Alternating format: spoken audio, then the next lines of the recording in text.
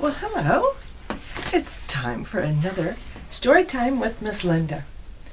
I'm Miss Linda, and I'm reading a story today called Sing a Joyful Song.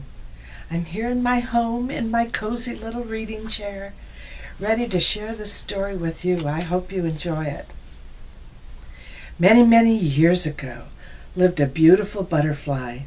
Her name was Madame Flutterby, the great-great-great-grandmother to the present day Madame Flutterby. This is the story of Grandmother Flutterby and her extra special adventure. Grandmother Flutterby was gifted with a beautiful voice. She loved to sing wherever she went. Her voice would give such joy to everyone who heard it. They said her voice was a gift from God. One warm and lovely day, while Grandmother and Grandfather Flutterby were out walking, singing, and enjoying the fresh air, it happened. To their surprise, a very large but gentle hand reached underneath them and carefully carried them away. Although they were frightened at first, they became more curious about this gentle human and wondered where he was taking them. After being carried for quite some time, the gentle human brought them inside a strange building and placed them, ever so softly, on a wooden shelf. They soon heard and saw many more bugs, reptiles, birds, and other animals of all shapes and sizes. Some of them were Grandmother and Grandfather Flutterby's best friends. Suddenly, the gentle man spoke. "Let us hurry and settle the creatures, for this will be a long, hard journey." They found out later this gentle, kind man was named Noah, and the large wooden building was called the Ark. It took a long time to settle everyone in their own space. They were frightened and worried because they didn't understand what was happening. All of them had the same story, though, about a gentle man finding them and bringing them to this wooden boat called the Ark. One night, Grandmother and Grandfather Flutterby heard Eli and Edna Elephant talking with Gerald and Gertie Giraffe. "Where are we going? What is happening to us?" Gertie started to cry.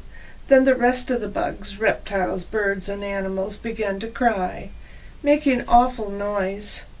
They were all frightened of the unknown. Oh. Grandmother Flutterby knew it was up to her to calm them, and she knew just what to do. She started to sing. The crying stopped.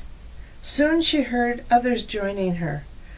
She heard deep voices from Harold and Hilda Hippo, along with Leonard and Linda Lion.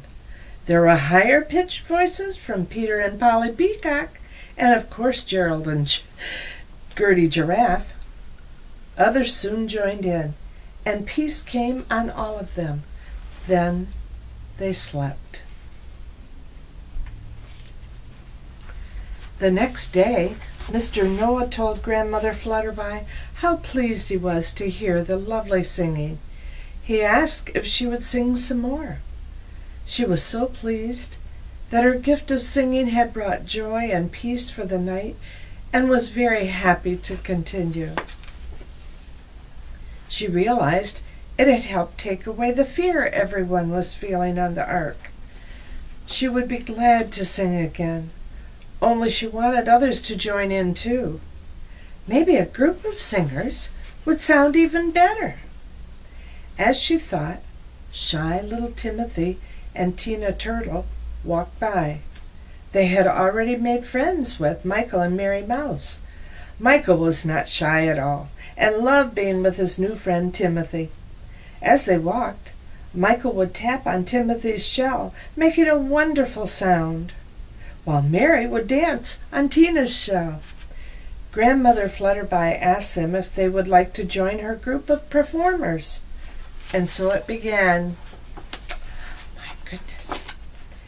It didn't take long for others to join in. Hal and Hannah Hummingbird hummed, while Sammy and Sally Sparrow, with Willie and Wilma Woodchuck, had great whistling techniques. The bees, Bruce and Bonnie, made beautiful music with their buzzing sound. The crickets, Charles and Kathy, had musical legs and were put in charge of finding others with instruments to play.